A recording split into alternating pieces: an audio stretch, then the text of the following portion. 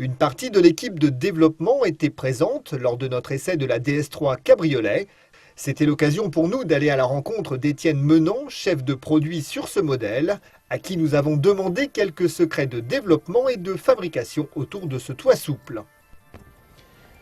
Les choix des couleurs, on est parti tout de suite sur le fait que les toiles devaient apporter de la personnalisation par rapport à une DS3 standard.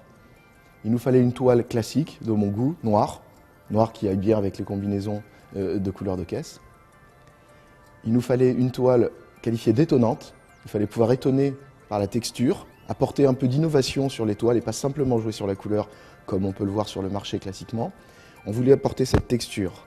Donc cette texture par une toile qu'on appelle bleu infini, qui est en fait une composition de 3 fils, 2 de couleurs différentes et un brillant en plus, 3 fils, qui permettent en fait d'avoir une lumière, une couleur, des jeux de textures différents selon l'éclairage.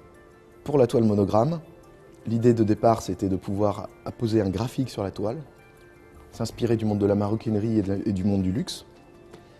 Et pour ça, plutôt que de faire simplement une impression, de teindre une toile, l'idée c'était de travailler sur le qualitatif avec une structure de couture en jacquard, de tissage jacquard, qui nous amène par des fils de couleurs différents cette texture.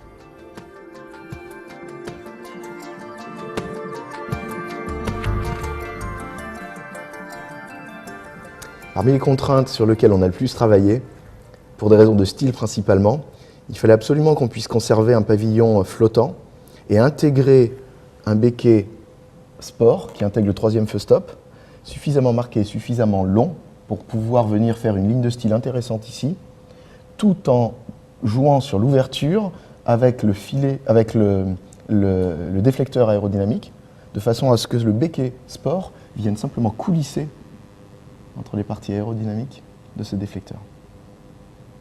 Donc cette partie, cette zone était très contraignante en technique, en montage.